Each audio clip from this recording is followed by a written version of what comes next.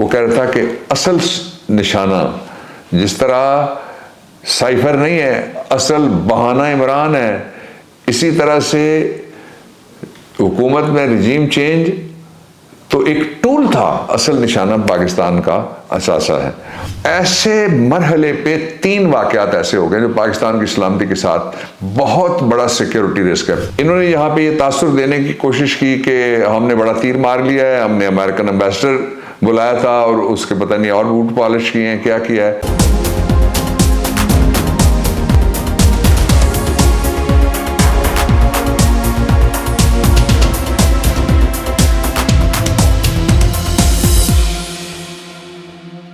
बिस्मिल्लाहिर्रहमानिर्रहीम, अस्सलाम वालेकुम।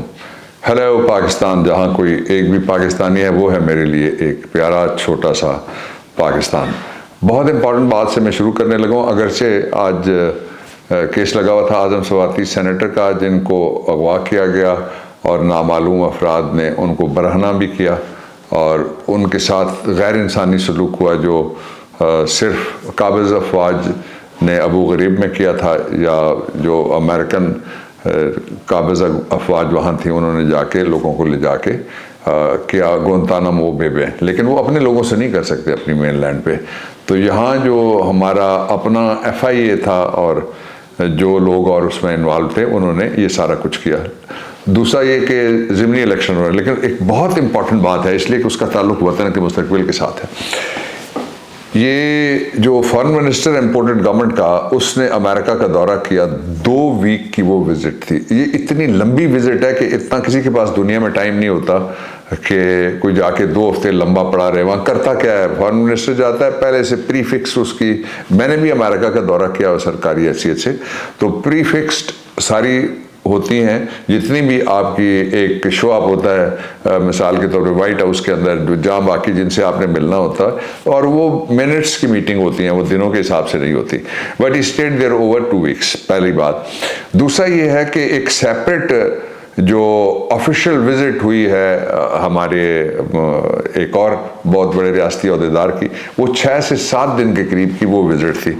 और तीसरा ये है कि जो इम्पोर्टेड गवर्नमेंट का इम्पोर्टेड और इंतहाई मारूफ जो मनी लॉन्ड्रिंग में आलमी किरदार है और उसका नाम डार है, वो डार जो है वो अभी भी इस वक्त अमेरिका के अंदर मौजूद है। ये ज़रा मैंने आपको बता दिया, ज़रा ज़हन में किरदार।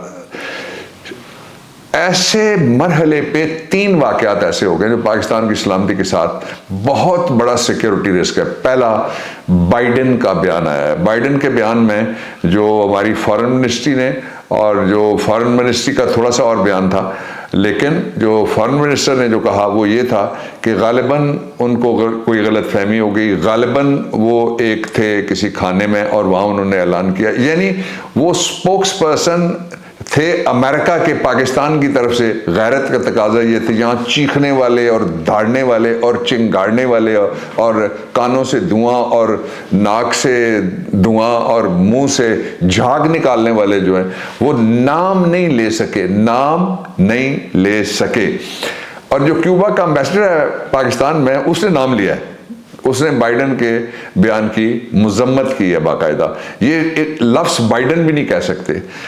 ये एक पहलू इसका ये था कि वो बयान आया और बयान के 4 हिस्से हैं। पहला हिस्सा उसका ये है कि बेतरतीब हमारा बयान मैं रिजेक्ट करता हूँ अपनी तरफ से, पाकिस्तान तहरीक इंसाफ और कौम की तरफ से भी, लेकिन जो जिनका काम है जो कहते हैं हम पाकिस्तान की तकदीर संभालने के लिए बैठे हो और किसी को हम पाकिस्तान की तरफ देखने नहीं देंगे।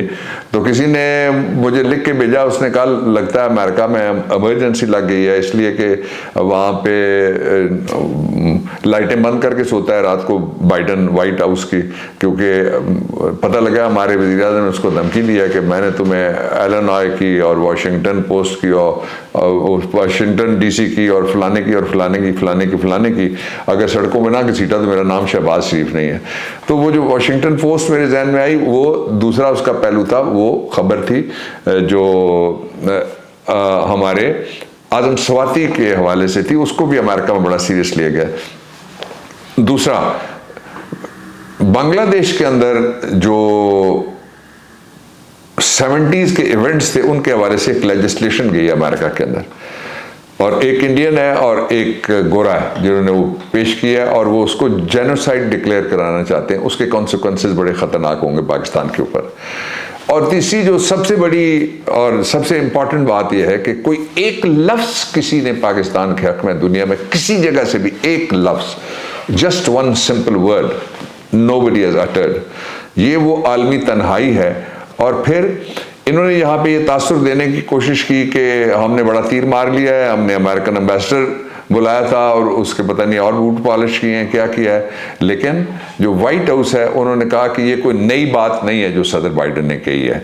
और बाइडन ने 4 बातें कही हैं। एक बेतरतीबी की बात उसने की, दूसरा कहा है कि वक्त है कि पाकिस्तान के मामलात को और देखा जाए और उनको संभालने का वक्त अभी हाथ से नहीं निकला। 2 और बातें हैं जो बड़ी दिल आज़ारी की बातें, मैं यहाँ नहीं दोहराना चाहता। अब फिर जो हमारे सेनेटर स्वाति हैं उनके लिए आज मैं फिर पेश हुआ था अदालत में। आज चूँकि मैजिस्ट्रेट मुतल्लिका नहीं थे तो ड्यूटी मैजिस्ट्रेट थे, उन्होंने कल के पेश करने का हुक्म दिया है और उसके बाद हम उनकी बेल का मरहला शुरू हो जाएगा। आज की जो है वो आप अगर देखना चाहते हैं वहाँ क्या हुआ सारा, तो वो मेरी जो वहाँ मीडिया टॉक थी वो भी और कुछ मालूमात बाबर अवान्स लाइब्रेरी पड़ी हुई हैं, उसको भी आप देख सकते हैं। My second sister channel of this channel जिस पे मैं आपसे बात कर रहा हूँ, बाबर अवान ऑफिशियल। अब आ जाइए जो इस वक्त इलेक्शंस हो रहे हैं। इलेक्शन जो हो रहे हैं उसमें 7 सीटों पे बराह रास्त उम्मीदवार हैं इमरान खान। और इस वक्त जब मैं आपसे बात कर रहा हूँ तो रिजल्ट्स आ चुके हैं। किसी जगह जितने भी सीटें जिस पे इमरान खान है वो किसी जगह इमरान खान पीछे नहीं है, सारी जगह वो लीड कर रहे हैं। लेकिन जिस तरह से माहौल लगता है उस माहौल से इंशाअल्लाह अज़ीज़ इमरान खान जीते हुए हैं। और ये जो कारीगर होते हैं बारीक काम करने वाले होते हैं, और जिस the type of dispensation for holding the election जो हमारे पास इस वक्त है, उससे किसी भी अनहोनी की तवक्को भी की जा सकती है कि वो डंडी मारने की कोशिश करेंगे। कराची के एक हलके में तो वहाँ बड़ी सीधी खुल के डंडी नहीं डंडा मारा गया और एक हमारे MPA को भी ज़ख्मी किया गया और बाकी जगह भी हुआ। लेकिन चूँकि पिया हुए कोतवाल फिर डर काहे का जो रेगुलेटर है इलेक्शन कमीशन वो खामोश है। खामोश वो ऐसी खामोशी जिसको कहते हैं सुकूते मार्ग। चाहिए तो ये था, हमारा ज़रा सा कुछ होता है तो वो फ़ौरन एक इलेक्शन ही उठा के मारते हैं, पर चाहिए तो ये था कि आज वो गिरफ्तारियां करवाते हैं लोगों की जो गए एक जगह। उनके पोलिंग का जो स्टाफ ऑफिसर है उसका पोलिंग का पूरे का इंचार्ज है, पोलिंग ऑफिसर जिसको कहते हैं, उस पोलिंग स्टाफ ऑफिसर ने ये कहा है कि कुछ लोग आए थे खाने के वक्फे में और जैली वोट लगा के चले गए। यानी खाने का वक्फा करने के लिए दफ्तर भी खुला हुआ था, जिसके अंदर बैठे हुए थे वो भी खुला हुआ था, और वहाँ वोट लगाने वाली मोहर भी वहीं पड़ी हुई थी, और उसके साथ पैड भी पड़ा हुआ था जिसपे से उन्होंने स्याही निकाली, और फिर उन्होंने जो अंगूठा जहाँ लगाना था वो भी लगाया, उसके लिए भी एक पड़ा हुआ था सारा कुछ। It's unbelievable story, unbelievable story.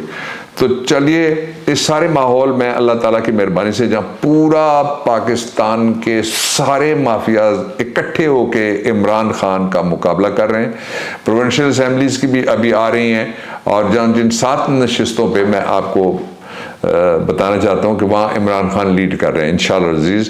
जो एक बस बाकी छोड़ ही दीजिए, इतना काफ़ी नहीं है कि सारे माफियाज एक तरफ इकट्ठे कर दिए इमरान खान ने, एक्सपोज कर दिए, नंगे कर दिए, खड़े कर दिए कौम के सामने कटहरे में, और वो अकेला उनसे लड़ता है अल्लाह के आसरे पे। अब मैं आपको एक और पहलू की तरफ मैं आपकी तवज्जो चाहता हूँ। वो पहलू ये है कि इस वक्त जो पाकिस्तान के हालात हैं उनको कहते हैं फ्लूइड। आज एक इंतहाई अहम आदमी ने मुझे एक लिख के चीज़ भेजी, मैं उसका एसेंस आपके सामने रखना चाहता था। मैं चाह रहा था कि मैं आपको इत्मीनान में लूँ। वो चीज़ ये है कि उनके मुताबिक वो इंतहाई अहम जगह पे हैं। उनके मुताबिक जो पाकिस्तान है उसको एक एजेंडे की तख्ता मश्क और लेबॉरेटरी टेस्टिंग बना दिया गया है। एजेंडा क्या था? ये साइफर से शुरू हुआ, और साइफर क्या था? रिजीम चेंज के लिए था। रिजीम चेंज क्या थी कि इमरान खान अगर दरमियान में नहीं है, मैं आपको एक इमरान खान की तकरीर का एक जुमला अगर मैं आपको दिखाता हूँ, सुनाता हूँ, जिसमें उसने कहा था कि ये जो कुछ भी हुआ है वो डटा रहा, खड़ा रहा, लड़ता रहा, सिर्फ एक वजह से। वो कह रहा था कि असल निशाना, जिस तरह साइफर नहीं है, असल बहाना इमरान है, इसी तरह से हुकूमत में रिजीम चेंज तो एक टूल था, असल निशाना पाकिस्तान का असासा है। I am very proud of the fact कि अल्लाह ने मुझे काहूटा में, मेरी नस्लें हैं और मैं वहाँ से हूँ, तो उसके लिए खून दिया है, लहू दिया है, कुर्बानियाँ दी हैं। और क्रिमिनल्स फर्ज करें सौदेबाजी नहीं कर रहे, फर्ज करें कंप्लेसेंट नहीं है, तो फिर बताएं ना कौम को ये क्या हो रहा है सारा। और जो दौरे जिनको वो कह रहे थे बड़ा कामयाब हुआ और फोटो खिंचवा के आ गया, ये जो हमारा कार्टून नुमा हरकतें करता है, आलमी लीडरों, कभी किसी के पेट को हाथ लगा रहा होता है, कभी किसी छाती के ऊपर दोनों हाथ मार रहा होता है, कभी किसी का बाजू पकड़ता है, किसी की उंगली मरोड़ता है, किसी को पीछे से टैप करता है। ये वो शख्स है जिसके हाथों में पाकिस्तान के सबसे बड़े इदारे की और सबसे बड़े एसेट की चाबी होनी चाहिए, या इसमें हथकड़ी होनी चाहिए। आप ज़रूर कमेंट कीजिएगा। मेरी दुआ है आपके लिए, अल्लाह ताला आपको सेहत से नवाजे, इज्जत से नवाजे, हलाल रिज़्क़ से नवाजे। पाकिस्तान जिंदाबाद।